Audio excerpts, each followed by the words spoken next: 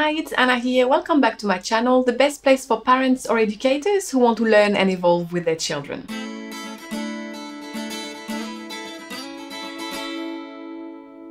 Today I will be discussing How to Stop Losing Your Shit with Your Kids by Carla Norberg, who is a clinical social worker. So this book is based on her many years of experience working with struggling families, as well as her own experience with getting triggered with her own kids. Great title, right? Very catchy, and I was pretty impressed with this book. The advice is very sound, it's a very easy read and pretty funny. But today is not going to be a summary of the book per se, and more about the nuggets of wisdom from the book that have really made a difference in my life based on my own experience. The reason why I wanted to bring this topic to you today is because I've already summarized quite a few books providing you how-to strategies on, how to handle conflict and tantrums and how to understand our children more. But you may have realized by now that it's one thing to get the knowledge and understand things intellectually, and another thing entirely to be able to put it in practice successfully in the heat of the moment. I really love this quote from the author.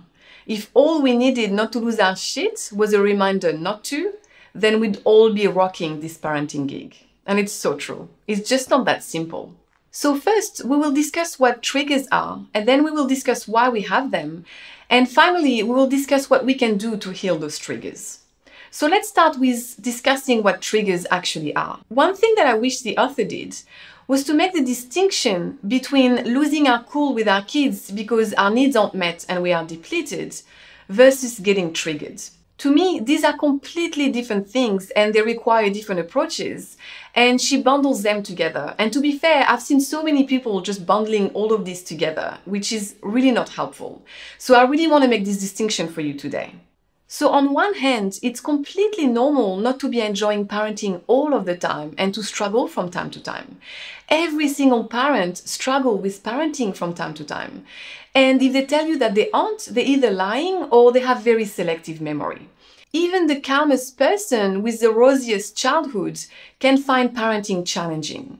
To put it simply, raising children is hard, it's intense. We very rarely, if ever, get a break because of lack of support. We are exhausted and we need to juggle so many things. The fact that we have lost our village is a big issue. So if you are going through a divorce and you just found out that you lost your job and your kids have been having tantrum all day long, of course you will lose it. It's normal. It's because you are human. And I really want to make that distinction because I want you to understand that there is nothing wrong with you. You have feelings too, and they are valid. And you can, of course, work on attending to your own needs as much as possible, getting the support that you need, and, working on becoming a calmer parent. Of course, you can do all of that. But I just want you to understand that you will still find parenting challenging from time to time. And that's completely normal. I really don't want you to think that the image of the perfect parent actually exists. It just doesn't. This is the world that we live in. And until we manage to get systemic change at the root of our problem, where parents just aren't getting enough support, then we will still find it challenging. And that's okay. But getting triggered is something else entirely. It has everything to do with trauma. And it's not just childhood trauma. It might be trauma that you've experienced as an adult as well. It's a visceral reaction. So it's not just yelling at your kids because they aren't listening. It's this feeling of being completely out of control. It's an event that triggers this flight or fight response in you. Something that happens around us triggers a circuit that we have in our brain. It sets off a memory, a flashback, with incredible emotional intensity. So something happens and your brain senses danger based on something that happened in your past. And usually that memory is subconscious. And it triggers a chain of events in your body, because it releases stress hormones in your body. You might feel your heart pounding, you might start having sweaty palms, and it's really this visceral reaction. You feel this heat coming into your body. I really want to make that distinction because with all the information out there, it's very easy to fall into the trap of perfectionism parenting. But we really need to train ourselves to make that discernment. It's normal to lose it at our kids sometimes, and that won't completely go away based on your circumstances. But you can actually heal your trigger. It's possible to heal triggers. And I'm certainly an example of that. And the distinction to make is also that you might do everything possible to meet your own needs, but you are still getting triggered.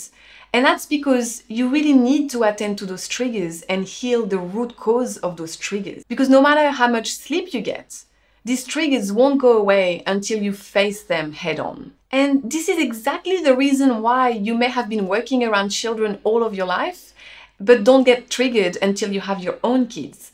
And that's because your kids remind you of yourself at the same age, and they trigger the inner child and the inner parent within you. Have you noticed this distinction in your life? Please let me know in the comments. I actually would love to know what you think. So to address the first part, which is how can we make our life easier so that we don't get annoyed at our kids all of the time, the best way I want to describe this is that we need to set ourselves up for success.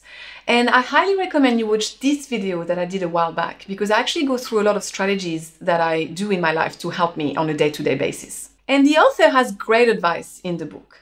So here are 5 things that really stood out for me. So the first thing, and we are all guilty of doing this, is to avoid multitasking as much as possible, because it is so detrimental to us.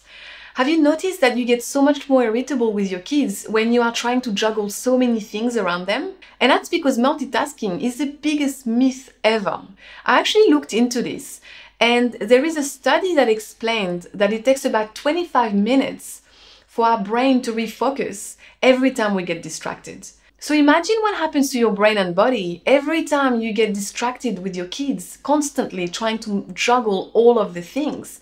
No wonder you are a nervous wreck at the end of the day. So the key is to try to single task as much as possible. So, really trying to pay attention and stay conscious and present and intentional, and try to do one thing at a time. So if you decide to do the laundry, for example, and you start picking up clothes all over the house, don't then get distracted when you see that the toys need to be packing or something else need to be doing, and you constantly split your attention and go from one thing to another, and you forget what you were doing. I've been doing this so many times, and I realize when I pay attention to my body that it really makes me feel so stressed out.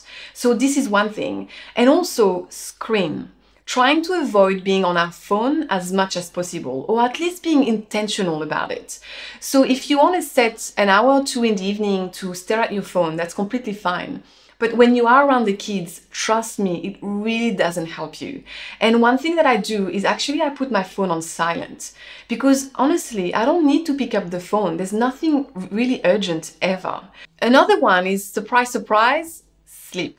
And I mean, no arguments from anyone, right? We all know that the more sleep we get, the less reactive and irritable we are with our kids.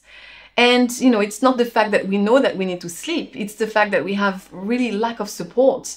So trying to put things in place so that we can get as much sleep as possible is really fundamental. So something that have worked for me with some of my kids, that with my second child who never slept, we actually had to co-sleep. I didn't want to do that, but it's the only way that everyone could get more sleep. Also trying to go to sleep a lot earlier, like I'm usually in bed at 9 p.m., which is, so early, but it's the only way I can function with 3 kids. Anything that you can do to try to get more sleep will really move the needle for you. Another one is to simplify everything. And to me, this one goes hand in hand with reducing multitasking as much as possible. Because it's not just about reducing physical clutter, it's literally simplifying everything in your life. So for example, some things that I do is that I don't really cook in the evening because it's just too hard with 3 kids. I cook in the morning in the slow cooker so that it's ready in the evening. And also, I don't cook every day because I don't really enjoy it and I don't have time for that. So very often we actually have leftover for dinner, and that's okay. It just simplifies my life so much more. To me, it really goes back to thinking, how can I set myself up for success for the week? And really looking at your schedule and things that you really struggle with more than others, and see if you can simplify anything. Another one is support. And this is so hard for so many families because we have moved away further and further from families for help. And in our case, we actually don't have any family who lives around us.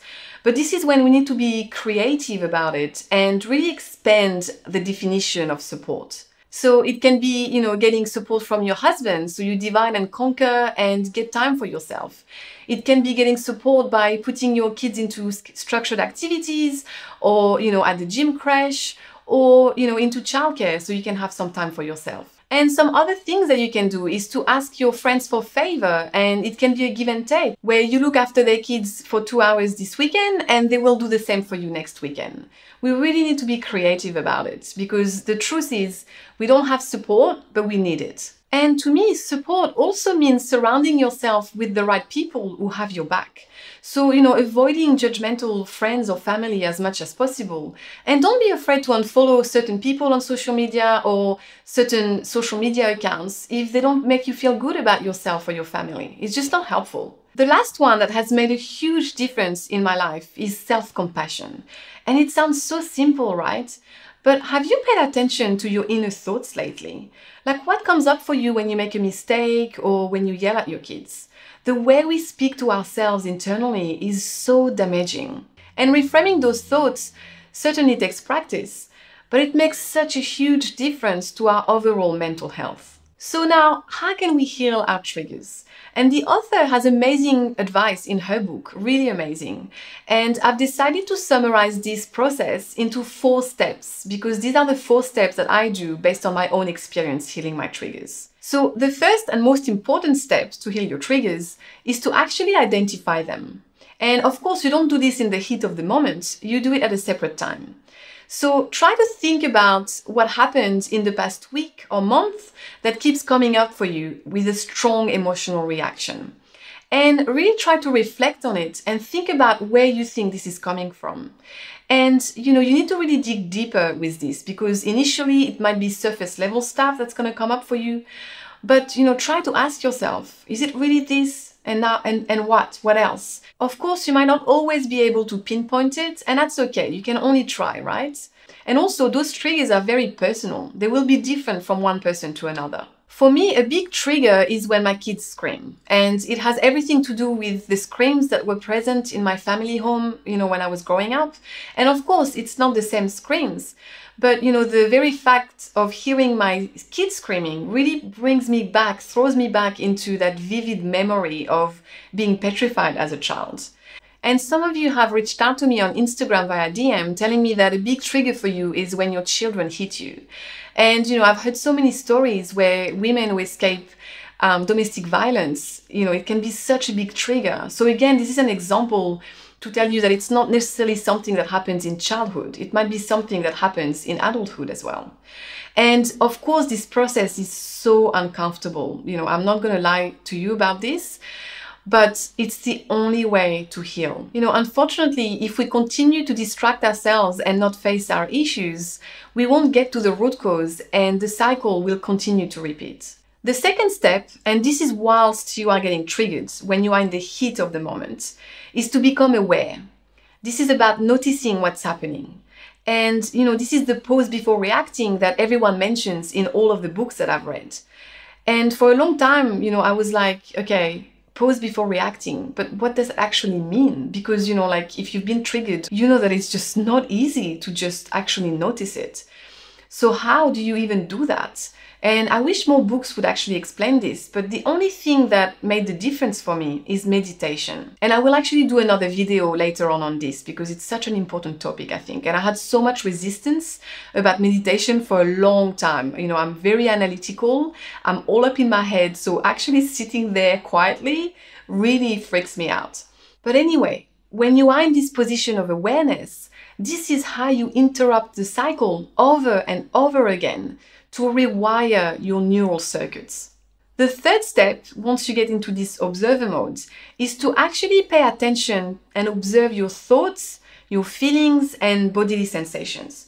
And the very important thing here is not to judge it, to actually just notice it, pay attention to it, and let it pass. The last step, I believe, is very personal. It's going to be different from one person to another, and you might need to experiment with a few things to see what works for you. But here are 3 things that work for me. So the first one is reframing my thoughts. So say, for example, I'm thinking, I can't do this, make it stop. I'll be telling myself a mantra, I am safe. And it works because in that moment, I'm talking to my inner child that needs reassurance. And if it's not enough, then I'll also coach myself by giving myself a pep talk, saying, I can do this. And it really depends what feels right in the moment. I mean, obviously, all these steps happen so fast, right? Then I usually take a few deep breaths, close my eyes, and let the feelings pass through me. Once you start observing all of this, you will actually understand what I'm talking about. But it's basically like sinking into the feeling. Because when you stop fighting anger, it actually dissipates. Whereas when you fight it, it actually amplifies. It's acceptance versus resistance. And the last thing is that, to be clear, at the beginning when I was practicing all of this, I've had to walk away from my children to regroup from time to time, because it's so hard to be doing all of this whilst you still have 3 kids screaming at you, right? I've also mentioned this in a few videos, but me and my husband actually have a code word that when things get tough, one can say it and the other one takes over immediately, no questions asked. So these are my steps, but the author mentions a few other things that may help you. And the first one is to stretch or move your body. And I've actually read somewhere that people recommend laying down. So if you're standing up, screaming, feeling yourself triggered, actually stopping and laying down, because it completely resets the chemicals in your body. So you may want to try that. Another one is staying silent, which is basically what I do when I go through my step 2 and 3.